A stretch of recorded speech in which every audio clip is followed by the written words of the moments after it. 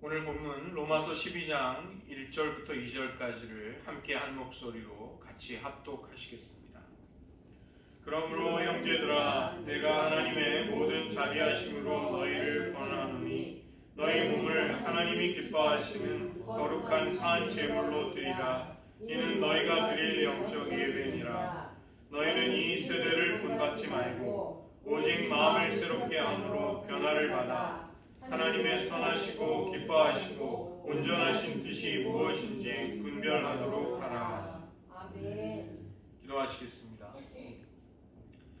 하나님, 이 시간 저희들에게 지혜와 분별력을 주시고 또 하나님의 은혜를 구하는 저희들의 간절한 간구에 응답하시는 하나님의 도우심을 통하여 세상이 우리에게 강요하는 거짓된 가치관들, 세계관들을 부정하고 하나님의 말씀에 근거한 참된 가치들을, 또 지식들을, 세계관들을 굳건히 붙잡고 하나님을 섬기는 주의 백성 되게 하여 주시옵소서. 모든 말씀 예수님의 이름으로 기도드립니다. 아멘. 오늘 그리스도 안의 자유 네 번째 시간인데요. 저희들은 당분간 이 영적인 대적들에 대해서 어떻게 성경적으로 대처할 것인가, 이런 문제들을 한 수주간 다루도록 하겠습니다. 여러분의 영적인 대적들, 원수들로 어떤 대상들을 꼽을 수 있을까요? 우선 우리가 제일 먼저 떠오르는 것은 당연히 마귀죠. 우리의 원수 마귀. 그 다음에 세상이 있습니다. 이 헬라어로, 신약 성경의 헬라어로 세상이 코스모스인데요. 긍정적인 뜻과 부정적인 뜻이 모두 똑같이 코스모스라는 단어를 씁니다. 그래서 문맥에 따라 보셔야 하는데, 하나님이 세상을 이처럼 사랑하셔서 독생자를 내주실 만큼 그렇게 사랑하시는 사랑의 대상, 이것도 코스모스입니다. 그 다음에 오늘 우리가 읽었죠. 이 세대를 본받지 말아라. 세상을 본받지 말아라. 세상을 사랑하면 아버지의 사랑이 너희 안에 거하지 못한다. 이때는 굉장히 부정적인 의미에 우리의 영적인 장애이자 원수가 되는 세상이 있죠. 그 다음에 사도 바울이 또 이야기한 사르크스, 우리의 육신, 우리의 죄성, 이것이 또 우리의 영적인 원수입니다. 그리고 예를 들면 저주 시편, 시편의 저주 시편이라고 불리는 시편들이 있죠.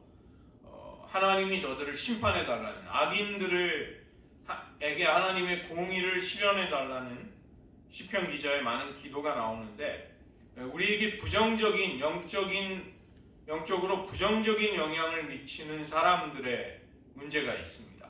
그때는 사람들이 우리의 믿음의 여정에 있어서 대적이 되는 것이죠. 이런 대상들에 대해서 오늘부터 다루도록 하는데, 오늘은 세상에 대한 부분입니다.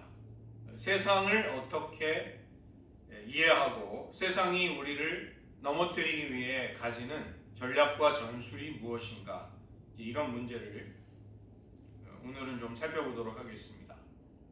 로마서 12장은 이 로마서의 교리가 1장부터 11장까지 계속이 되다 12장부터 16장은 이제 윤리에 관한 것입니다. 복음의 진리를 믿는 사람이 어떻게 살아야 하는가. 그래서 이제 결정적인 전환점이 12장이 되는데, 먼저 사도 바울은 너희의 몸을 하나님이 기뻐하시는 거룩한 산 제물로 드리는 그것이 영적인 예배다, 이렇게 이야기를 하고, 그러나 긍정적인 것만이 있는 것이 아니라 부정적인 면에서 우리가 다루어야 할 문제가 있는 것입니다. 그것이 12장 2절인데, 이 세대를 본받지 말아라. 이 본받는다는 것은 흉내를 내고 모방하는 것을 말하는 것이 아니라, 헬라어로는 이 똑같은 동일한 본질에 일치되는 것을 본받는다는 말을 씁니다. 그래서 우리가 이 세대를 본받는다는 것은 우리가 이 세대의 본질에 우리가 동화되고 휩쓸리는 것입니다. 성도는 성도로서의 정체성과 믿음의 길을 가야 하는데, 이 세대에 우리가 흡수가 되고 동화가 되면 이 세대가 가고 있는 길을 성도지만 끌려가는 셈이 되는 것이죠. 아주 부정적인 삶이 되는 것입니다. 그래서 이 세대를 본받지 말아라. 이 세대의 본질이 너희들의 삶에서 똑같은 식으로 일치되게 나타나서는 안 된다. 이것을 당부하고 있고, 그 다음에 하나님의 선하고 기뻐하시고 온전하신 뜻을 분별하기 위해서는 마음의 새로움이 필요합니다. 결정적인 변화가 일어나야 하는 것이죠. 여기 마음이라는 것은 우리는 흔히 마음이라고 생각하면 뭐 마음이 따뜻하다, 뭐 마음이 스산하다, 이제 그런 하트. 근데 그런 식의 헬라어는 카르디아라는 헬라어인데 그걸 쓰는 게 아니라 여기에 마음은 누스라는 말을 씁니다. 누스는 판단력, 이성, 또 생각하는 능력, 추론하는 능력, 이런 것에 관련되어 있는 것입니다. 즉 우리들의 생각이, 사고가 바뀌는 것이, 변화를 받는 것이 하나님의 선하신 뜻을 우리가 품고 살 수 있는 길이 되는 것이죠. 그리스도인이 되었지만 오랜 평생을 신앙생활하지만 이 새로운 생각, 가치관에서의 새로움과 변화가 깊이 있게 일어나지 않게 되면 성도임에도 불구하고 정말 말도 안 되게 세상의 삶의 방식을 취하고 그러한 삶을 살아가는 문제가 생기는 것입니다. 그래서 영어로도 renewing of your mind, 마인드가 새로워져야 된다. 마인드셋, 이게 생각에 관련된 것이죠. 그래서 우리가 세상의 가르침을 받는 데서 돌아서서 하나님의 말씀이 진리라는 것을 확고하게 믿고 그것에 근거한 결단, 새로운 삶을 살 필요가 있는 것입니다. 그런데 문제는 우리가 살아왔던 세상은 우리가 이 삶의 모든 것들을 특정한 방식으로 자꾸만 보도록 우리에게 영향을 미치는 것이죠. 그래서 그것이 진리이신 하나님의 말씀과 부합이 되지 않는다면 우리는 세상이 우리에게 주는 가치관과 생각을 거절해야만 하는 것입니다. 그리고 진리이신 하나님의 말씀에 우리의 생각을 맞출 필요가 있는 것이죠. 이것이 마음의 새로움입니다. 우리가 지금 미국에 살고 있기 때문에 사실은 우리는 한국에서 살고 있는 분들에 비하면 상당히 또 알게 모르게 우리가 달라진 부분들이 당연히 있는 것이죠. 우리가 무엇에 어떤 환경 속에 살아가느냐가 우리가 세상을 보는 방식, 우리가 믿는 신념들, 우리의 행동 방식 이런 것들에 당연히 큰 영향을 미치게 됩니다.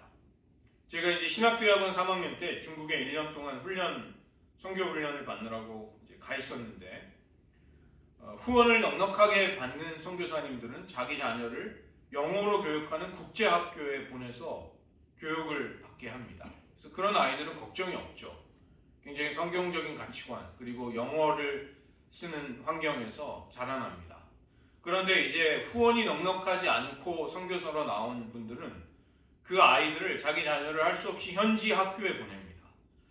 제가 그때가 2000년도 어간이었는데 2000년도, 2001년도 어느 정도였냐면 이 중고등학교 선생님들이 점심시간에 밖에 나가서 술을 드시고 얼큰하게 취해가지고 얼굴이 벌개져서 이제 들어와가지고 오후 수업을 할 수 있을 정도, 그 정도였습니다.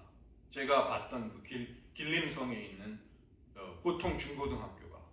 그래서 야, 어떻게 이러냐 그랬더니 그냥 그런데요, 거기는 선생님들이. 그런 것이 문제가 아니라 이 선교사님들의 자녀가 거기에서 유물론 그리고 무신론에 기반한 공산주의 사상을 자기도 모르게 배우게 됩니다. 그래서 이제 리더십이 있는 아이들에게는 그 소년단, 공산주의 소년단 이 빨간색 엠블럼 같은 걸, 휘장 같은 걸 주거든요. 그럼 그걸 메고 이제 거기서 이제 엘리트로 이렇게 자라나게 되는데 세상에 중국에까지 와서 그렇게 그 힘든 선교를 하고 있는데 자기 자식은 하나님을 잘 믿지 못하게 되는. 그러니까 초등학교를 그 공산주의 유물론 철학으로 계속 교육을 받는 데서 오랫동안 다닌 아이들 중에 일부가 그런 일을 겪는다고 해요. 그래서 부모님의 마음은 정말 가슴이 찢어지는 거죠. 자기는 지금 중국 사람들에게 선교하고 있는데 자기 자식이 하나님에 대해서 이렇게 그 민감성이 계속 떨어지고 하나님의 말씀을 창조라든가 뭐 이런 거를 잘 믿지 못한다든가 이 충돌을 하는 거죠. 세상이란 무엇인가? 에베소서 2장 1절부터 2절에 보시면 그가 허물과 죄로 죽었던 너희를 살리셨도다. 그때 너희는 그 가운데서 행하여 이 세상 풍조를 따르고 공중의 권세 잡은 자를 따랐으니 곧 지금 불순종의 아들들 가운데에서 역사하는 영이라. 그래서 이제 그런 악한 영향력들이 들어오는 것입니다. 세상은 우리가 자라왔고 우리가 지금 살고 있는 이 문화, 시스템, 이 모든 것들을 통틀어서 가리키는 말이죠. 사탄은 이 세상의 임금이라고 불리웁니다. 그는 세상의 배후에서 역사하고 그 아담이 범죄함으로 인해 잃어버린 세상의 통치권의 상당한 부분을 가지고 세상의 배후에서 역사하는 것입니다. 그래서 세상은 우리를 하나님으로부터 멀어지게 하는데 그 전략을 달성하는 전술이 있죠. 당연히 전술은 더 세부적인 거죠. 그래서 첫 번째 전술은 뭐냐면 세상은 우리에게 우리의 깊은 필요를 굳이 하나님을 의지하지 않고도 채울 수 있다. 뭐 그렇게 유난스럽게 신앙생활하느냐, 뭘 그렇게 하나님을 찾느냐. 인간의 어떤 깊은 필요라는 것은 다 충족이 되게 돼 있다. 이렇게 우리를 미혹하는 것이죠. 우리는 우리가 중요함과 안전 그리고 용납받음에 대한 본질적인 필요를 가진 존재로 창조되었다는 것을 말씀드렸습니다. 그러나 세상은 그것을 거짓된 방법으로 채우라고 잘못된 방법을 제시하는 것이죠. 아담과 하와가 이제 사탄의 거짓말을 귀담아 듣기 시작했을 때부터 하나님 안에서만 충족이 되는 인간의 가장 근원적인 필요들을 잘못된 데서 찾으려고 했던 것입니다. 우리가 중요하고 가치 있는 존재라는 것을 어떤 업적이나 성취를 통해서 얻어라. 또 안전함이라는 것을 신분을 통해 또 세상의 인정을 통해서 용납된다는 사랑받는다는 것을 세상의 칭찬과 외모 같은 것을 가꿈으로써 얻으라고 하죠. 그러나 그런 것들로는 충족이 되지 않는 것입니다. 요한일서 2장 15절부터 17절은 세상이 우리를 넘어뜨리려는 세 가지의 방식을 육신의 정욕, 안목의 정욕, 이생의 자랑 이렇게 세 가지 영역에 대해서 이야기를 하는 것이죠. 우리가 육신의 정욕을 따르게 되면 세상의 행동 방식, 세상의 가치와 본질이 우리에게 자꾸 들러붙어서 그것이 붙어서 잘 떨어지지 않게 됩니다. 우리가 자꾸만 육신을 쫓는 사람이 점점 되어가는 것이죠. 성령의 인도를 따라 성령의 소원에 즉시 순종하는 것이 성도의 특징인데 육신, 사르크스, 죄성이 우리를 자꾸 지배하는 휘두르는 이제 그런 삶이 되는 것입니다. 그 다음에 안목의 정욕이 있죠. 예수님은 눈이 몸의 등불이라고 하셨습니다. 눈이 어두우면 온 몸이 어둡다. 그래서 이 눈이라는 것은 세상의 시각적인 이미지를 우리가 받아들이기 때문에 우리의 눈을 사로잡음으로써 우리는 하나님의 가치가 아닌 것을 쫓아가게 하는 것입니다. 그 다음에 이생의 자랑, 우리를 소중한 존재로 만드는 것은 우리의 소유와 성취다. 이런 거짓말을 통해 우리를 미혹하죠. 그리고 우리는 우리 자신을 뽐내고 싶어 합니다. 인간은 본질적으로 좀 그런 부분이 있을 수밖에 없죠. 예수님을 시험할 때 사탄은 성전 꼭대기에서 뛰어내려라. 그러면 사람들의 엄청난 인기와 추종을 얻어서 메시아의 길을 쉽게 갈 수 있다. 이렇게 미혹을 하는 것이죠. 육신의 정욕이라는 것은 예를 들면 탐식을 한다든가 미식 같은 거에 이 육체의 미각의 쾌락에 깊이 빠진 거, 성적인 쾌락을 쫓는 거. 안목의 정욕은 우리가 지금 스마트폰 중독이라고 그러죠. 드라마 중독에 빠진 사람. 그 다음에 명품을 통해서 자꾸 사람들에게 무언가를 이렇게 보이려는 사람. 자기 몸을 다이어트하기 힘드니까 사람들은 비싼 명품은 사면 되잖아요. 다이어트는 힘드니까. 이생의 자랑, 번듯한 직장, 학벌, 자동차. 동부에 사는 교민들의 중요한 좀 두드러진 특징 중에 하나는 자기 살림살이보다 차를 굉장히 좋은 차를 타고 다닙니다. 보편적으로 많이 그래요. 저희 교인들도 보면은 저 정도 차를 탈 사람이 아닌데 근데 차를 굉장히 비싼 걸 타시더라고요. 근데 여기 서부에 와보니까 워싱턴 주가 그런지는 모르겠는데 비싼 차가 잘 눈에 안 띄어요. 그냥 소박하게 그냥 세단 같은 거, 엔트리급 이런 거 많이 타시더라고요. 조금 차이가 있지 않나. 그쪽은 좀 서로 허세가 사람들의 허세를 서로 의식하는 거죠. 이생의 자랑을. 한국의 유치원에서 그 뭐 전교조가 영향을 미치는 어느 유치원에서 남녀의 성 역할을 이해해야 된다고 하면서 남자아이들과 여자아이들에게 서로 옷을 바꿔 입히도록 시켰다고 합니다. 그게 한국의 유치원에서 벌어졌던 일이에요. 실제로. 얼마나 끔찍합니까? 미국도 17번째 동성 결혼을 합법화시킨 나라인데 지금 어린 세대가 공교육을 받을 때 이것이 정말 어떻게 이루어질까? 우리는 정말 상상하기 어려운 끔찍한 환경이 된 것입니다.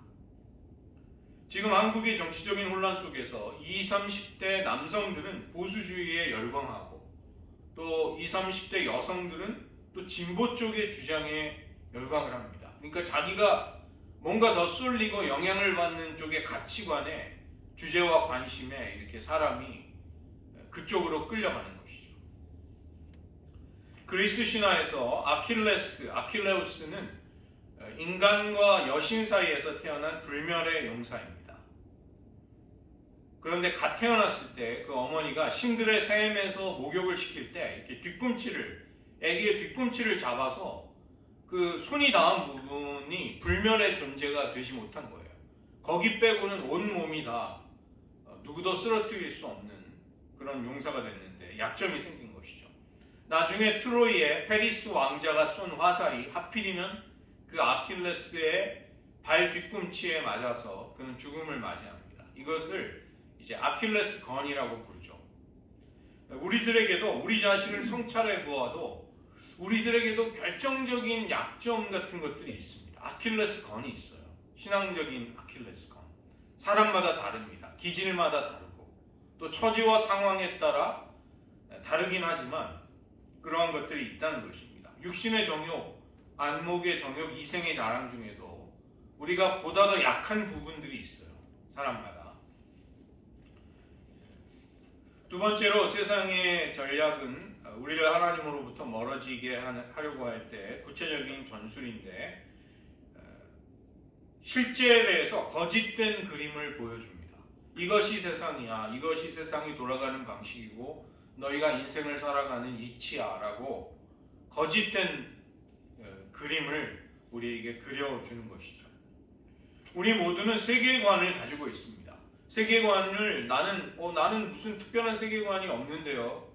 그렇지만 우리가 그것을 표현하지 못한다 할지라도 우리는 다 그러한 것들을 가지고 있습니다. 이 세계관이라는 것은 삶의 실제, 리얼리티, 실제를 보는 방식입니다. 그리고 사람이 살아온 시대, 장소와 환경에 따라서 이제 형성이 되는 것이죠. 실제가 변하지 않지만 그 실제를 어떻게 보느냐는 방식은 달라질 수 있는 것입니다. 또 사람마다 다른 것이죠.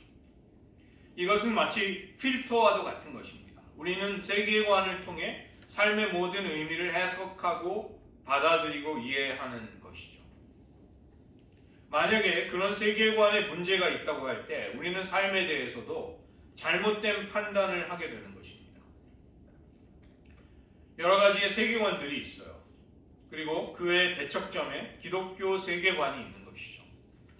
예를 들면 샤머니즘이라고 할 때 우리의 삶이 우주적인 힘, 여러 영들에 의해서 조정이 된다는 믿음이 샤머니즘에 깔려 있습니다. 그래서 샤머니즘적인 세계관을 가진 사람은 이 유익을 얻기 위해서 이런 영적인 세력들을 조종하는 사람들이 필요해요. 그게 샤먼일 수도 있고, 점을 치는 사람일 수도 있고, 부목사가 신방을 가면 교인들이 좋아하지 않습니다. 큰 무당이 와야지 왜 새끼 무당이 오냐. 이제 이런 한국인의 정서 속에 샤머니즘적인 그런 게 있는 거예요. 유교가 있는데 유교는 질서와 조화로 대표되는 한국인의 의식 세계에 굉장히 깊은 영향을 미쳤습니다. 지금 전 세계의 장로교는 다 망해가고 있는데 한국만 장로교가 융성해요. 이런 유교식 가치관에 이런 장로교의 그런 당회 같은 것이 이제 더 잘 맞았던 것이죠. 예외 없이 모든 사람에게는 유교주의 사회에서는 그 신분과 질서가 위치가 딱 정해집니다. 그리고 그것에 맞는 규범과 예의를 강조하게 돼요. 그런 예의를 못 지키면 아주 되먹지 못한 사람이 되는 것입니다. 그래서 개인은 독립성을 가진 인격으로서라기보다 서열에 따라 이미 자리매김을 한 대로 움직여야 합니다. 이것을 벗어나면 굉장히 유교적인 사회 속에서는 이단화가 되는 것이죠. 모난돌이 정을 맞게 되는 것이죠. 그래서 대인 관계 속에서 윤리 기준이 달라지고 가족, 혈연, 친지, 동창 이런 여러 중요성에 따라 의리와 인정을 따질 수밖에 없게 되고 아무래도 합리적인 또 자유스러운 분위기는 위축이 되는 것입니다.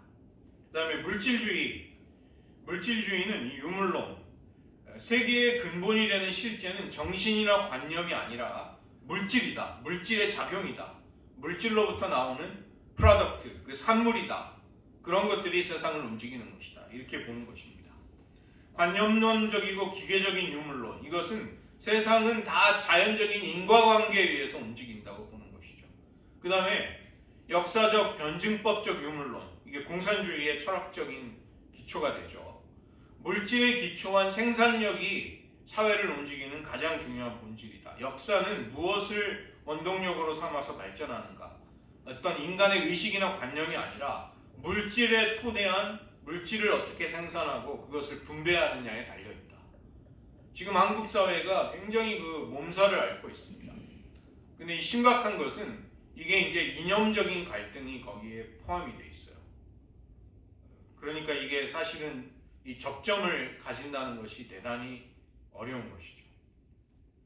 모더니즘이라는 것은 리얼리티를 자연과 초자연으로 나누는 것입니다. 그 다음에 자연에만 주로 초자연은 배제하고 모더니티, 현대주의, 자연에만 초점을 맞추는 것이죠. 자연이 영적인 것은 그냥 일상생활과 무관하거나 부수적인 걸로 취급이 됩니다. 현대인들이 무슨 그런 유치한 거를 믿느냐, 쫓느냐. 그래서 우리가 보고 만지고 측량할 수 있는 것, 검증할 수 있는 것을 진리의 기준으로 자꾸만 삼으려고 하는 것이죠. 포스트 모더니즘이라는 것은 해체주의 철학의 영향을 받아서 객관적인 진리를 존재하지 않는다고 보는 것입니다. 그러니까 모든 사람에게는 다 나름의 진리가 있어. 그걸 존중해 줘야 돼. 개개인의 진리는 다른 사람의 진리처럼 똑같이 소중하고 유효한 거야. 네가 감히 뭔데 남의 가치관을, 남이 믿어야 될 신념을 네가 어떻게 강요하거나 가르치려고 드냐. 이런 포스트 모더니즘은 그걸 통해서 이제 복음에 대해서 장애물이 생기는 것이죠. 만약에 나의 진리에 대해서 동의하지 않거나 나의 행동을 인정하지 않을 때 포스트 모더니즘에서는 그 사람이 나를 적대시하고 거절하는 사람이 되는 것입니다. 기독교의 진리가 가지는 이런 절대적인 진리관에 대해서 사람들은 거부감을 가지는 것이죠. 성경적인 세계관은 엄연히 진리가 존재할 수밖에 없습니다. 하나님이 진리이시기 때문입니다. 그래서 믿음과 논리는 양립할 수 있지만 그러나 믿음은 때로 논리의 영역에 제한을 받지 않습니다. 때로는 논리를 초월하기도 합니다. 그렇지만 또 이 믿음은 그렇다고 해서 지성을 반대한 반지성주의도 아니죠. 몰상식을 맹목적으로 추구하는 것도 믿음의 태도는 아닌 것입니다. 세계관에 대해서 예를 들어서 우리가 죽으면 어떻게 되는가 이런 결정적인 질문을 던져보면 세계관이 다 다른 대답을 합니다. 힌두교는 환생을 한다고 가르칩니다. 한번 죽으면 환생하는 것이다. 기독교는 우리는 직선적인 역사관을 가지고 있죠. 우리는 천국이나 지옥에서 영원히 있게 될 것이다. 무신론자들은 영혼이 없기 때문에 죽으면 그냥 그 존재는 소멸이 된다고 그렇게 보는 것이죠. 포스트 모더니즘은 다른 사람에게 상처를 주지 않는 한 그냥 믿고 싶은 대로 믿어라. 죽은 후에 뭐가 되든 그냥 네가 믿는 신념이 신념을 그냥 그걸 진리라고 받아들이면 된다. 유교에서는 죽으면 조상에게로 돌아간다고 생각하죠. 그래서 이 땅에서도 조상의 음덕을 힘입어서 우리가 살아갈 수 있다. 우리가 믿는 바대로의 사후세계가 펼쳐질 것인가, 우리가 무엇을 믿는가에 상관없이 우리는 그 진리를 맞닥뜨리게 된다는 것입니다. 하나님이 창조하시고 하나님이 운행하시는 세계의 실체를 우리가 마주할 수밖에 없는 것이죠. 그렇게 볼 때 우리가 무엇을 선택해서 믿느냐와 상관없이 우리는 죽음 이후에 똑같은 경험을 하게 된다는 것입니다. 왜냐하면 하나님이 정해놓으신 진리, 그것을 우리가 마주하게 되는 것이죠. 그래서 하나님의 진리는 모든 것의 진리이기도 한 것입니다. 사람이 어느 시대에 어디에서 태어났든지 상관이 없이 모든 장소에 있는 모든 사람들에게 하나님의 진리가 되는 것이죠. 그러나 세상은 우리가 그것을 의심하도록 만들고 확신하지 못하도록 자꾸만 만드는 것입니다. 그 때문에 우리가 가진 세계관은 말씀에 의해서, 이 하나님의 진리에 의해서 끊임없이 교정을 받고 이끌림을 받고 인도를 받아야 할 필요가 있는 것이죠. 즉 하나님의 말씀이 우리의 세계관과 가치를 형성하도록 해야 한다는 것입니다. 우리가 묵상도 하고 성경을 통독하기도 하고 열심히 말씀을 사모하는 것은 끊임없이 하나님의 말씀에 의해서 우리가 인도를 받기 위함이죠. 그렇지 않은 삶의 영역에는 세상이 우리에게 강요하는 잘못된 가치들이 우리를 잘못된 방향으로 이끌어가는 것입니다. 세상의 세 번째 전략에 대한 전술은 혼합주의입니다. 혼합주의. 이것은 세상에서 만들어진 핵심적인 믿음 체계를 성경적인 가치와 그냥 같이 받아들이라는 것이죠. 그냥 같이 가지고 있어도 된다. 구약시대 이스라엘 백성들이 바알 숭배도 하면서 또 하나님의 전에 나와서 하나님께도 예물을 바치고 이런 식으로 살아가라고 하는 것입니다. 우리에게는 핵심적인 믿음 체계가 있습니다. 코어 빌리프 시스템이라고 부르는 거. 우리가 이제 세상에서 살아가면서 형성하게 되는 원래 우리의 가지고 있는 가치관들, 세계관들이 있는 것이죠. 우리가 신앙인이 되면 이제 그 하나님의 말씀의 진리를 우리가 환영하고 받아들입니다. 그렇지만 오늘 로마서 12장 2절처럼 마음이 새로워져서 변화를 받고 하나님의 뜻을 분별하기까지 철저하게 나아가지 못하게 될 때 우리는 내가 가진 코어 가치를 그냥 안에 가지고 있는 채로 위에다가 신앙을 덧입은 형태로 살아가게 되는 것이죠. 그래서 무언가 위기에 빠질 때, 어떤 압력이 우리에게 올 때 우리는 울컥 나오는 행동이나 반응이 하나님의 가치가 아닌 내가 가지고 있던 이 코어 빌리프 시스템에 따라 행동하는 나를 보게 되는 것입니다. 오스기네스라고 이 유명한 변증가이고 또 저술가, 기독교 저술가인데 이분이 쓴 글을 제가 읽어드리겠습니다. 그리스도인의 믿음은 그것이 역사이기 때문에 진리인 것이 아니다. 그것이 진리이기 때문에 역사하는 것이다. 그것은 단순히 우리를 위한, 크리스찬들을 위한 진리가 아니다. 그것은 진리를 찾고자 하는 누구에게나 진리인 것이다. 진리란 아무도 안 믿을지라도 진리이며 거짓은 모든 사람이 믿을지라도 거짓이다.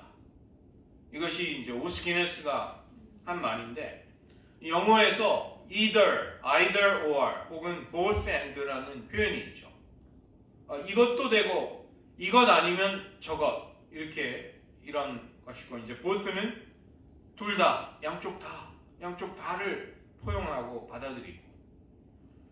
그러나 진리는 어떨까요? 예수님은 진리를 배타적으로 선포하셨습니다. 그 진리를 따르면 살고 그 진리를 거절하면 하나님의 뜻을 저버린다는 것을 선포하신 것이죠. 이 기독교의 절대적인 진리에 거부감을 가진 사람들이 끊임없이 이렇게 반박하는 여러 가지 거절하는 기독교의 진리를 받아들이려고 하지 않는 주장들이 있습니다. 그런데 그들도 나름대로 반박할 수 없는 어떤 전제와 법칙을 근거로 해서 이제 기독교를 공격을 하거나 거절하게 되죠. 그러나 그들 역시 그런 전제를 가지면 가질수록 모순에 빠지게 됩니다. 그러니까 그들은 both and, 왜 기독교 신앙만이 진리냐, 다른 것도 인정해주고 함께 가지고 함께 살아갈 수 있다라고 이야기를 하는데, 그 전제가 이것 아니면 저것이라는 그쪽에 진리를 바라보는 구조를 사용하는 것입니다. 하용조 목사님이 이제 돌아가시기 수년 전에 10계명 강해를 하셨거든요. 근데 1계명을 제가 설교하는 것을 들었던 기억이 납니다. 이 1계명이 너는 나 외에는 다른 신을 두지 말라는 것이죠. 근데 어떻게 설명을 하셨냐면, 어떤 남자가 있는데 그는 굉장히 아내를 사랑하는 애처가인데 그는 모든 여자를 사랑하는 남자라는 거예요. 모든 여자를 사랑하는데 자기 아내도 끔찍이 사랑한다는 거예요. 그러면 그 아내는 과연 남편의 사랑을 순전한 사랑으로 받아들일 수 있을까요? 밖에 나가서 나는 이 여자도 좋아하고 이 술집 마담도 좋아하고 저 여자도 좋아하고 길에 가다 만난 여자도 좋아하고 집에 오면 또 아내도 좋아하고, 이게 가능하냐는 거예요. 어떻게 그리스도인들이 자신의 믿음을 다른 세계관과 혼합을 하고 이렇게 굉장히 우리 안에서 이미 그것을 짜맞추어서 살아간다는 것이죠. 우리의 삶에도 그런 경향성이 굉장히 많다는 것입니다.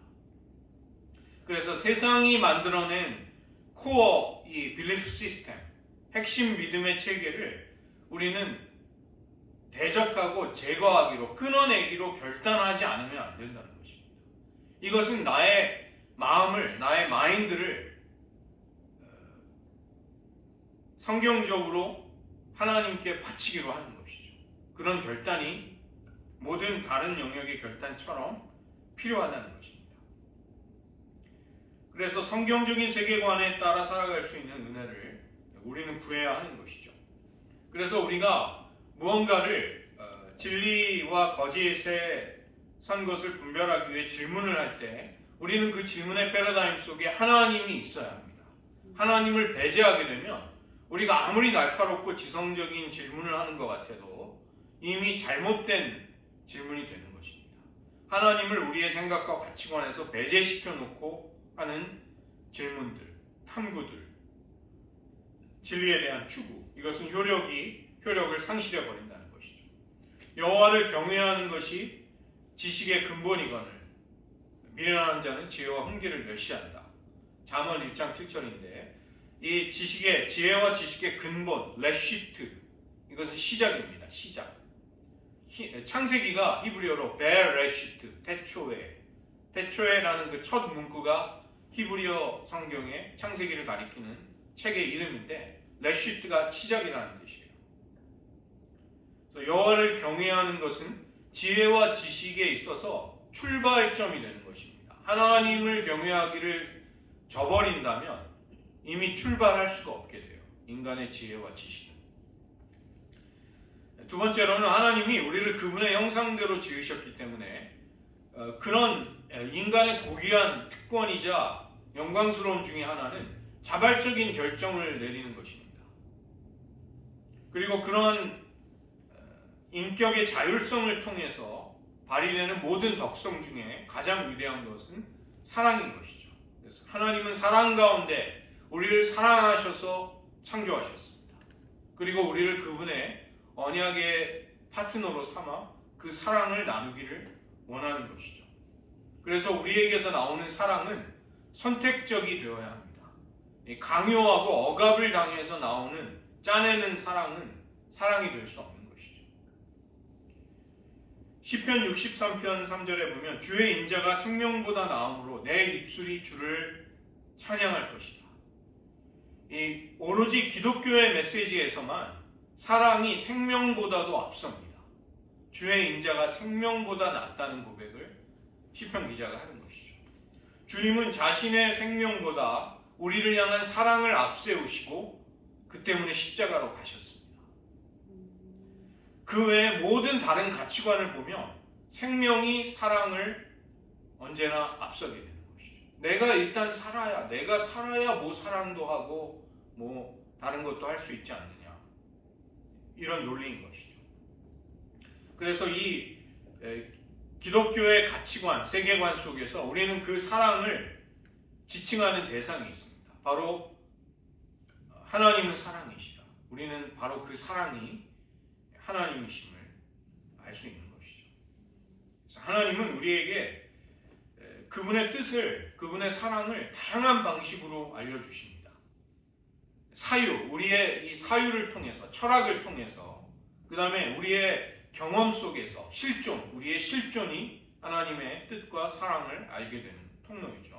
그 다음에 우리는 역사를 보면, 역사를 관찰하면 하나님의 사랑을 알게 되고, 또 관계 속에서 느끼는 감정들, 또 명제, 구체적인 진리가 이것이라고 선언하는 성경의 명제들이 하나님을, 그분의 뜻을 알려주고 있고, 무엇보다도 이 주님의, 하나님의 아들의 성육신, 이 성육신의 신비가 우리에게 하나님의 뜻과 우리를 향한 사랑을 결정적으로 알려주시는 것입니다. 하나님의 아들이 인간이 되셔서 우리를 사랑하시고 섬기다가 십자가의 희생을 당하시는 그 대속의 사랑을 통해서 우리를 구원하시는 것이죠. 그래서 이 시간 저희들 나누어 드린 유인물을 보시면 저기 뒤쪽에 있습니다. 뒤쪽에 혹시 없으신 분은 여기 오늘 내가 하나님의 진리를 선택하겠습니다. 진리를 결단하고 살겠습니다. 저희가 지난 시간에 함께 나누었는데, 문제는 세상이 우리 안에 형성한, 영향을 주고 있는 거짓된 생각을 거절하고 단호하게 배격하고 진리를 선택하겠다는 그런 기도라든가 우리를 성찰하는 여러 가지 좀 자료들을, 팁들이 있습니다. 그래서 같이 저희가 지금 오늘 그냥 읽지만 한번 여러분 집에 가셔서 여기 있는 내용들을 보시고 내 안에 스며들어온 세상의 영향력이 무엇인가, 세상의 가치관이나 세계관, 즉 성경적이지 않은 생각들이 나를 혹시 주장하고 있는 것들이 무엇인가를 한번 진단해 보시기 바랍니다. 그래서 첫 번째 시작하는 기도 함께 보시면서 같이 기도하시겠습니다. 사랑하는 하나님 아버지, 주님께서 제가 진리를 알고 진리를 믿고 진리를 선포하고 진리에 따라 살아가기를 원하시는 것을 압니다. 저를 자유케 하는 그 진리로 인해 감사드립니다.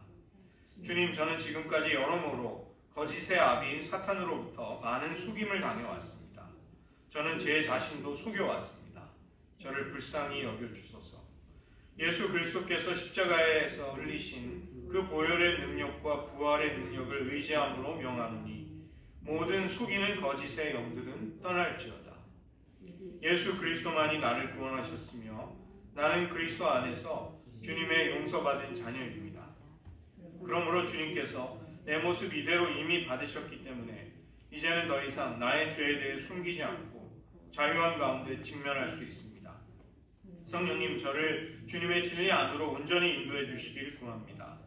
하나님이여, 나를 살피사 내 마음을 아시며 나를 시험하사 내 뜻을 아옵소서. 내게 무슨 악한 행위가 있나 보시고 나를 영원한 길로 인도하소서. 예수 그리스도의 이름으로 기도드립니다. 아멘. 그 뒤에 나오는 내용은 세상이 우리 안에 만드는 영향을 끼치고 있는 영향력들이 무엇인가를 체크해 보시라는 것입니다. 확인해 보시라는 것입니다. 그래서 하나하나 보시면서 내가 내 삶을 굉장히, 내 사고와 가치와 삶의 방식을 굉장히 주장하는 이런 영향력들이 혹시 흘러들어와 있지 않은가, 이것을 찾아내셔야 합니다. 첫 번째부터 같이 읽도록 하겠습니다. 세상의 속임, 돈과 물질이 영속적인 행복을 가져다 줄 것이라는 믿음. 과도한 음식과 술이 스트레스를 해소해주고 행복하게 해줄 것이라는 믿음, 매력적인 몸매 혹은 개성이 원하는 것을 얻게 해준다는 믿음, 성적인 정욕을 채우는 것이 영속적인 만족을 줄 것이라는 믿음, 죄를 짓고도 그에 따른 부정적인 영향 없이 살아갈 수 있다는 믿음, 하나님께서 그리스도 안에서 내게 주신 것보다 더 많은 것들이 필요하다는 믿음, 원하는 것은 무엇이든지 할 수 있으며 아무도 나를 상관할 수 없다는 믿음, 그리스도를 영접하지 않는 사람도 천국에 갈 수 있다는 믿음, 나쁜 친구들과 사귀어도 이로 인해 타락하지 않을 것이라는 믿음, 뭐든지 읽거나 보거나 들을 수 있으며 이로 인해 부정적인 영향을 받지 않을 것이라는 믿음, 이 세상에서 나의 죄로 인한 아무런 결과가 없을 것이라는 믿음, 행복해지기 위해 어떤 특정한 사람의 인정을 받아야 한다는 믿음, 하나님께서 나를 받아주시기 위해서 어느 종교적 기준에 도달해야 한다는 믿음, 세상에는 하나님께 갈 수 있는 많은 방법이 있고 예수님은 그 중에 하나일 뿐이라는 믿음, 나 자신에 대해 자부심을 가지기 위해서는 세상적인 기준에 맞추어 살아야 한다는 믿음. 그래서 이런 것들을 만약에 찾아내신 게 있으면 선택의 기도를 하는 것입니다. 분명하게 저는 하나님 쪽의 진리를 선택하겠다고 고백하는 것이죠. 하나님, 저는 이것에 의해서 속임을 당해 왔음을 고백하며 회개합니다. 주님의 용서하심으로 인해 감사드립니다. 이제는 오직 주님의 진리만을 알고 믿고 따르기를 결단합니다. 예수님의 이름으로 기도합니다. 아멘.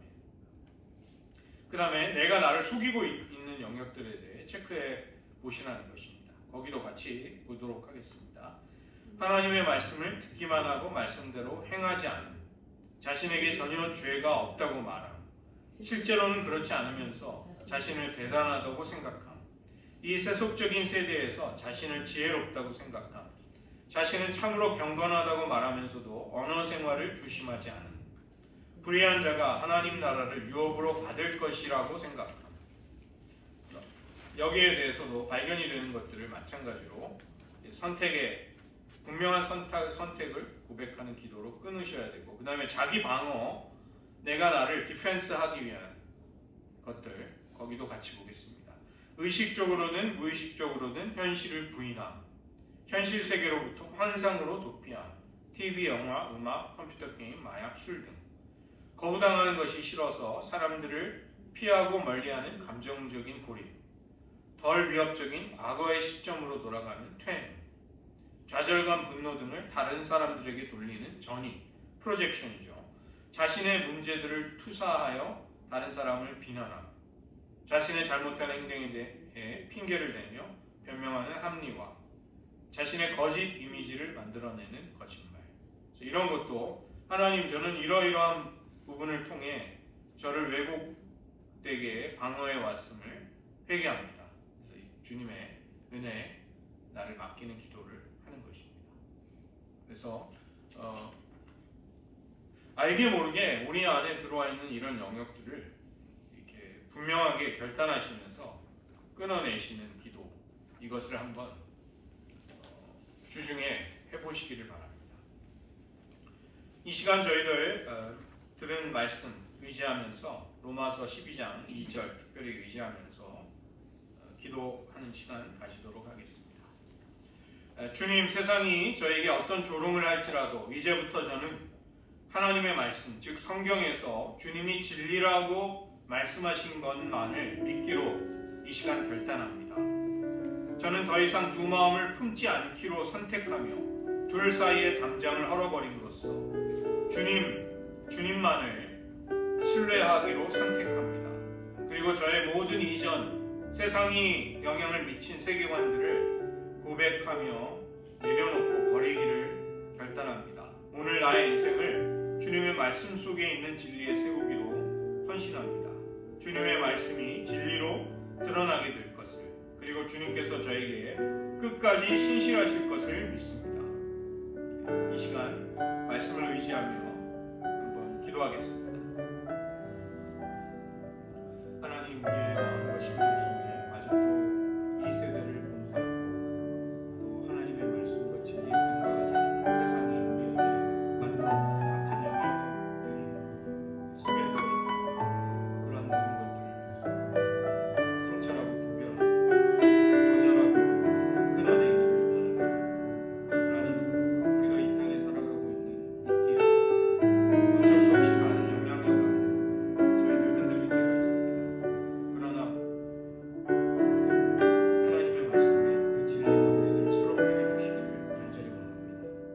하나님께서 주의 진리로 우리들을 이끌어 가시고 우리들의 모든 삶을 그것에 근거해서 움직여지고 또 실천되고 그러한 삶을 살아가는 성도의 삶이 되기를 하나님, 우리의 삶의 환경과 여건 속에 자라나온 성장의 환경 속에서 우리에게 뿌리 깊이 박혀있는 하나님의 뜻이 아닌 가치관들, 하나님의 진리가 아닌 것들, 우리가 거짓을 믿음으로 인해서 우리 안에 만들어진 견고한 사탄의 진이 있다면 그 진들을 무너뜨려 주시기를 바랍니다. 하나님, 때로는 우리가 우리 자신을 속이며 우리의 눈이 가리워진 채 살아왔음을 고백드립니다. 하나님, 우리의 참 모습을 말씀의 빛으로 비추어 드러내어 주시고 성령님, 우리를 진리로 늘 인도하여 주셔서 우리가 거짓말에 사로잡혀 있지 않게 하시고 세상과 우리 자신을 그릇되이 이해하는 데서 벗어나 하나님을 따를 수 있도록 은혜 베풀어 주시옵소서. 하나님, 우리가 진리를 선택하고 진리를 따르기로 결단하는 기도와 헌신이, 순종이 우리들의 삶에 지속될 수 있도록 도와주시고 우리가 하나님을 믿노라 하면서도 성도답게 하나님의 구속받은 백성답게 살지 못하는 실패가 계속되는 삶의 영역이 무엇인지를 분명히 발견하고 올 한해 새해 그것들과 싸워나가고 승리할 수 있는 삶으로 우리들을 인도하여 주시옵소서.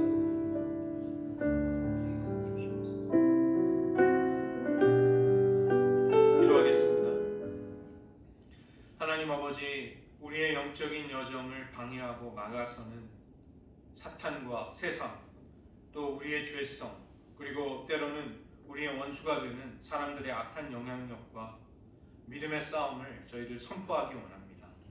저희들 우리 안에 오랫동안 세상의 영향력을 통해 우리의 삶의 성장 과정과 환경 속에서 만들어진 하나님의 진리가 아닌 가치관들이 아직도 우리 안에 작동하고 있다면 숨겨진 거짓이 무엇인지를 하나님 진리의 빛으로 말씀으로 드러내어 주시옵소서. 우리가 하나님의 진리가 아닌 것을 따르면서도 성도로 살아가는 그런 모순된 삶, 혼합적인 삶에서 벗어나 순전한 주의 백성으로 진리를 따르고 진리를 단순히 어린아이와 같이 기뻐하고 순종하는 삶으로 우리들의 삶이 회복되기를 원합니다. 하나님, 우리의 몸을 하나님이 기뻐하시는 거룩한 산 제물로 바치기 원하며 이 세대를 본받지 아니하고 마음의 변화를 받아 새로워진 마음을 통해 하나님의 선하신 뜻을 분별하며 주의 뜻을 따르기를 간절히 소원합니다. 주님, 우리의 마음과 생각과 가치관, 세계관의 영역에서 벌어지는 영적인 싸움에서 저희들 패배하거나 속임을 당하거나 물러나지 않게 하시고 이 세상의 악한 가치관이 마치 그것이 진리이냐, 세상의 표준이냐, 우리의 마땅히 순종해야 할 규범이냐 우리를 속이려 들 때 그것을 용납하지 않게 하시고 하나님의 진리를 오직 우리가 따라야 할 유일한 기준으로 삼아 하나님의 진리만을 순종하며 따를 수 있는 저희들 되게 하여 주시옵소서.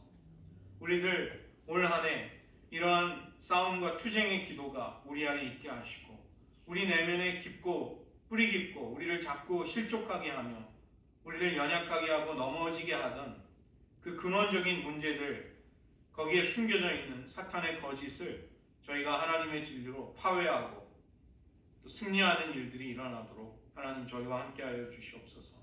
모든 말씀 예수님의 이름으로 기도드립니다. 아멘.